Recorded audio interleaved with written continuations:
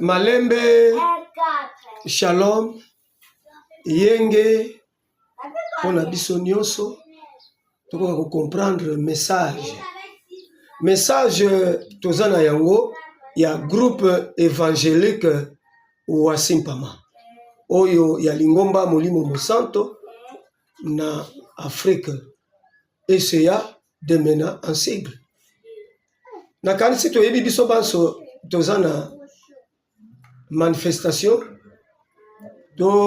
tozana colonie de vacanciers, colonie de vacances et puis retraite spirituelle pour la maman na biso. Kuna na kati ya siège na biso ezali nzeta matadima mbango.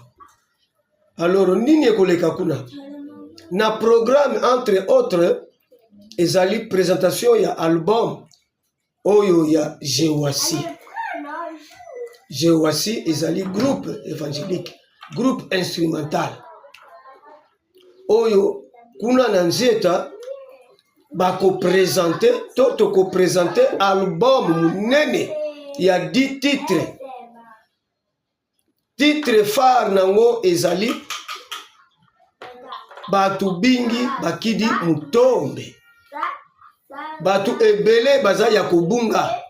Baza nanu ya kobunga. Bazali ko comprendre te. Voilà titre phare.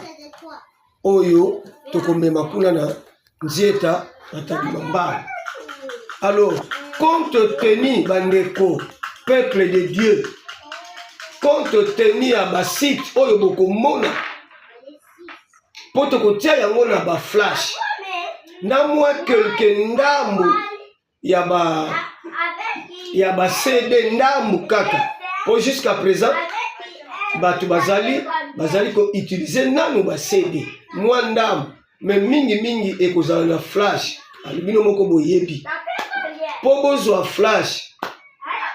En tout cas totie yango pour na prix moko forfaitaire pour permettre biso to luka to ça la promotion to tie yango na 20 000. Donc moko na moko kati na biso a préparé déjà 20 000 ya kokende nango kuna na nzieta matadima mbangu pona kosomba flash wana po ebele kati na biso bazo tuna même na poto même na uti Brazzaville na Mukonzi na uti kuna balobi na ngai ke balobaki na ngai ke pesa biso prix déjà poto kindi. Alors et pesa qui passe pour na pesa prix sur place puisque bandeko batikala ki awa na RDC na yango to pesi prix wana ya 20 000 francs, même pas 10 $, même pas 8 $.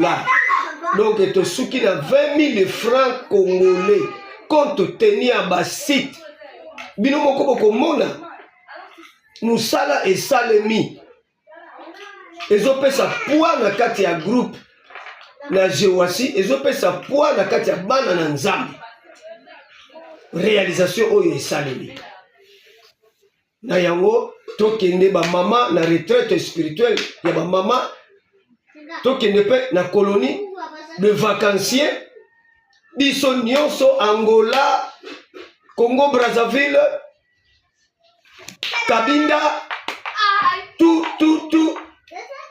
batu pe ya Selenfini, Bokoro, Semendwa, batu nyonso ya Bandundu tomona na kuna Katanga, Kasai, tout le monde tomona na kuna Congo Central Mazinga, Bwende, bango baza sur place, toza la kuna ukembo makasi, soki ozangi, okozanga lokola na 2018. Malembe.